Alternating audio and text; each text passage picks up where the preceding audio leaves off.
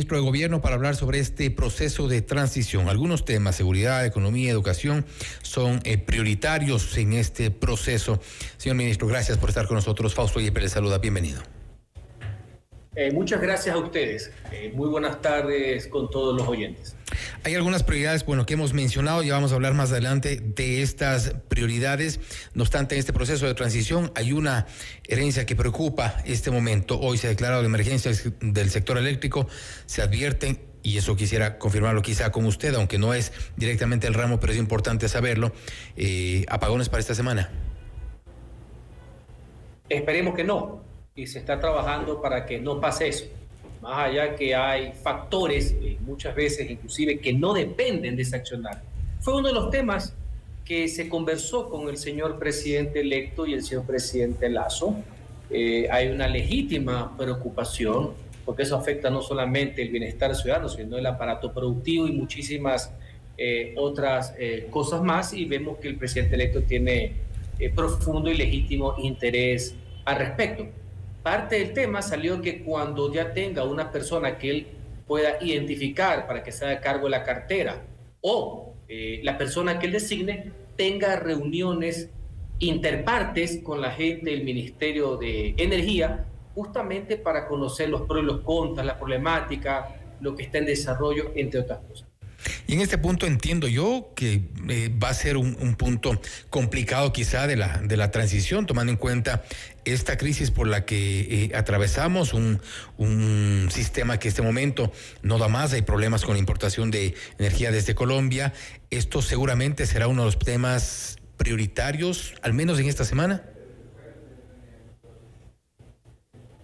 Se conversó eso ayer. Reitero, ha sido interés mutuo de los dos mandatarios, el que está terminando funciones y el electo. Mientras más rápido el equipo de trabajo del señor presidente electo esté conformado y quieran ver la información respectiva, tanto documental como la explicación presencial, mejor para el país. Ministro, ya en otros temas, usted ha dicho que es fundamental que el presidente electo tenga un profundo conocimiento de los temas prioritarios del país, como la seguridad, que entiendo yo también es la principal preocupación, además de los ecuatorianos. Él ha planteado una reunión urgente con el Consejo de Seguridad Pública y del Estado. ¿Cómo avanza en ese tema de seguridad este proceso de transición? ¿Cuáles serían los puntos, digamos, prioritarios, principales y que deje el gobierno? Esa es la mayor preocupación del pueblo ecuatoriano, un problema complejo que el gobierno ecuatoriano decidió afrontarlo, no rehuirlo, no exento de errores, no exento de fallas, pero con una actitud firme de enfrentar no a la delincuencia común, como han querido los simplistas minimizarlo, sino al crimen organizado y al narcotráfico que ha querido apoderarse de la institucionalidad ecuatoriana, tener de rehén al Estado y por tanto atentar contra la vida de todos los ecuatorianos. Por eso la declaratoria de amenaza contra la integridad del Estado del crimen organizado. La intención de siempre del presidente Lasso fue que el nuevo presidente tenga todos los elementos, toda la información de la magnitud del problema, de qué consiste la instancia del crimen organizado, qué es lo que ha hecho la Fuerza Armada y Fuerza Pública, equipamiento, política, que es un tema que debe ser tratado como un tema de Estado que trascienda a los gobiernos. Y fruto de aquello, la iniciativa de la convocatoria del COSEPE para que esté el presidente electo fue del presidente Lasso, por si acaso. Muy bien acogida por el presidente Novo. Hago esa pequeña precisión, yo también vi ese boletín. Nació del presidente, muy bien acogida, y en los próximos días habrá una sesión del Consejo de Seguridad Pública del Estado, que no es el gobierno, donde está el presidente de la Corte Nacional, la Fiscalía, Judicatura, Defensoría, Fuerzas Armadas, algo mucho más integral, no es un típico gabinete de seguridad como los que tenemos varios a la semana, para que de primera mano, inclusive son reservadas, el señor presidente electo pueda conocer la situación, planes, para que él tenga eso y cuando apenas esté ejerciendo el poder, tome las decisiones que él considere convenientes. Hablando de la seguridad, el presidente electo Daniel Noboa entonces recibe un problema por parte del gobierno de Guillermo Lasso, recibe un tema... Existe un problema. Quien lo quiera minimizar o eludir sería una irresponsabilidad. Hay un problema, pero por supuesto, y es de mediano larga data, enfrentarse al crimen organizado, porque no es una ola delincuencial. Aquí hay carteles de narcotráfico, e inclusive hay de por medio la utilización de estos carteles de narcotráfico como brazos ejecutores del asesinato de un candidato presidencial. Hay una guerra declarada que ha dado el Estado, más de 500 toneladas de droga incautadas. ¿Pero un problema que se ha agravado en estos 2 años? ¿Perdón? Es un problema que se ha agravado en estos 2 años, porque eso es un poco la crítica, los cuestionamientos. Como muchas cosas que pueden pasar, por supuesto. ¿Cómo no poder pasar? Porque, insisto, mire que soy reiterativo en el tema. No es un pico navideño, pues, de delincuencia común. El crimen organizado y los carteles le declararon la guerra al Estado ecuatoriano. Ya habrá momento para analizar el por qué se la declararon, por qué la fuerza, por qué en el pospandemia. Muchas cosas que ya los analistas, los sociólogos, los estudiosos del tema podrán determinar, o si también fue una reacción a la acción del gobierno también, ¿no? Pero ¿y ustedes, cuál es la lectura de ustedes dentro del gobierno? La República debe conocer de primera mano e identificar el tema de los carteles, tiene que saber el tema del equipamiento de Fuerza Armada, lo que está llegando, lo que está por contratar, cuáles son los elementos. Ayer, por ejemplo, en un tema importantísimo, y él con la experiencia legislativa que tiene, es fundamental que la Asamblea apenas se constituya, comience y apruebe, ya está en segundo debate por votación. Fue uno de los pocos temas en que todo el mundo estuvo de acuerdo. La reforma constitucional para que las Fuerzas Armadas puedan intervenir directamente en la seguridad de la nación, como nueva misión, como la nueva visión de Fuerzas Armadas, entre otras cosas. Ahora, y quiero insistir un poco en este tema de la seguridad. ¿Cuál es la lectura que ustedes tienen hacia adentro del por qué hubo esta explosión en el tema de seguridad? ¿Por qué esto se recrudeció en los últimos años? Y claro, después, con la imparcialidad del tema, las personas estudiosas del tema podrán sacar muchas tesis, habrá que investigarle. Hay muchos de esos. Uno de aquellos, y es público notorio, uno de los elementos, uno, no todos, porque es un problema complejo, que involucra temas económicos, sociales, entre muchas otras cosas, pero uno fue que el gobierno le declaró también la guerra a ellos, que no pactó, y cuando digo no pactar, no darse la mano, sino que no jugó a la omisión, se enfrentó pues a ellos, les incautó como nunca más antes, los movió a las cárceles, o sea, se tomó una actitud firme por parte de las Fuerzas Armadas, y eso también provocó una reacción del tema. Recordemos, me parece que a veces la memoria es corta, lo que pasó en el mes de noviembre del año pasado, hace casi un año, cuando estos grupos terroristas comenzaron a matar a mansalva a policías que estaban en varios lados, ni siquiera en persecuciones, para mandarle un mensaje pues al Estado, de que ellos son los que mandan, no lo público.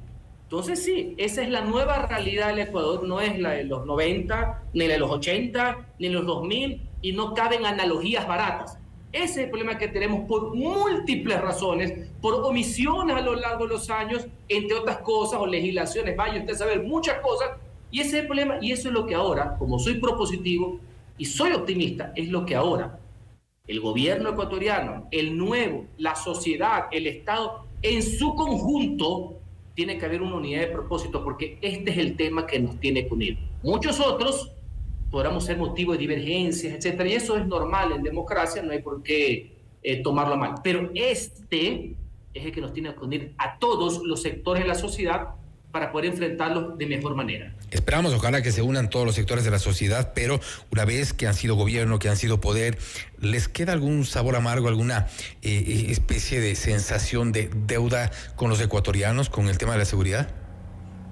Siempre habrá. Por supuesto, son procesos inacabados. Recordemos que el gobierno, como todos, fue elegido para 4 años. No crea que es una coincidencia, más allá de lo problemático que puede ser el sistema de contratación y tantas cosas, que casi todos los equipamientos están llegando entre el segundo y el tercero. Ya ayer, por ejemplo, llegó una primera parte, van a terminar en octubre, más de 230 carros, miles de chalecos, cascos, etcétera, porque así son también los procesos, sino que, claro, nosotros por la decisión política de encontrar una solución política y constitucional a una crisis política que ya la historia sabrá jugar quiénes la generaron, sin importarle el destino del país, evidentemente nos quedó corto el tiempo en muchas cosas. El presidente de la República, el gobierno quisieron haber entregado muchísimas casas más gratuitas.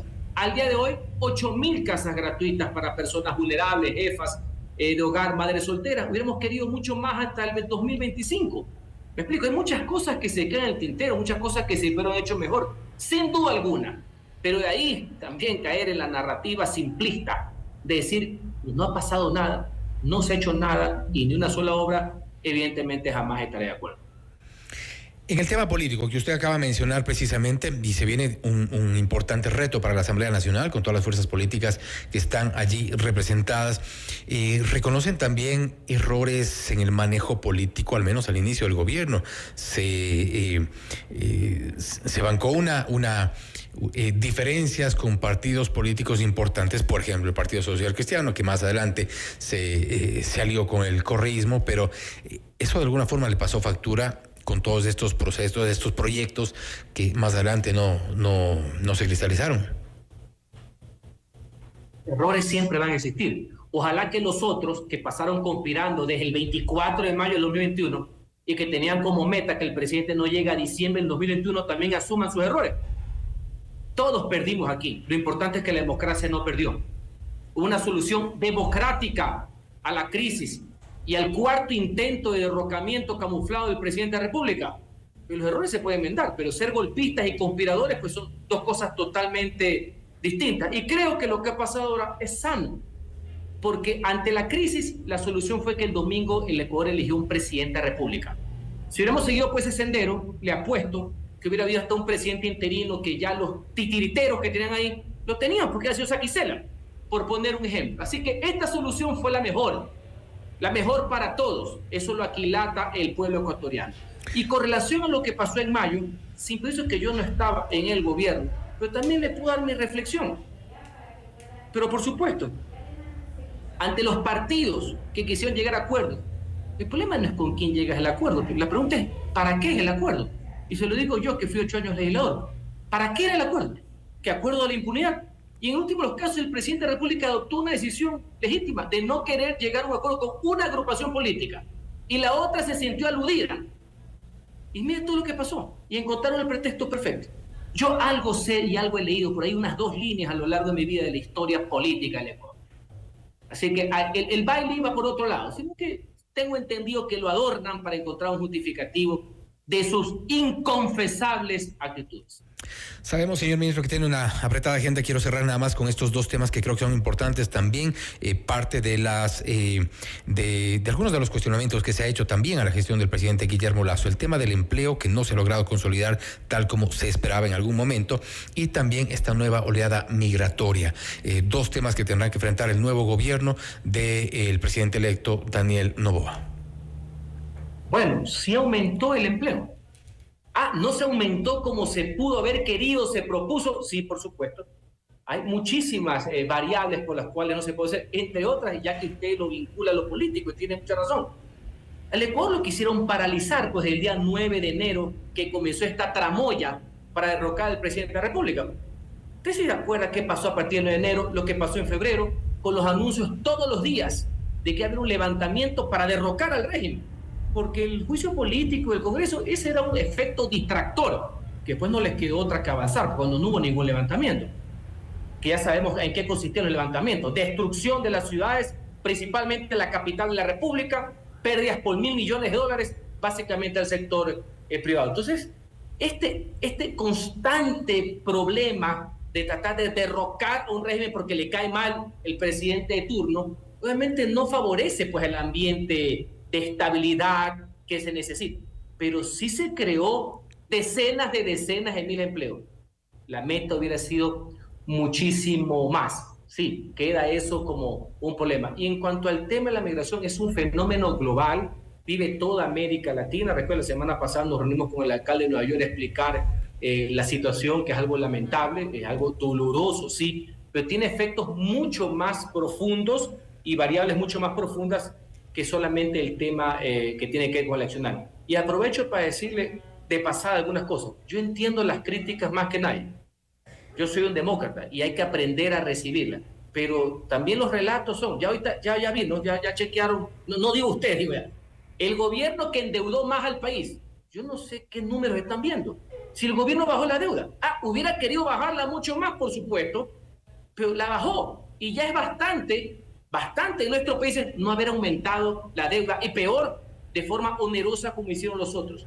No, que el gobierno está dejando el déficit fiscal más alto. Mentira.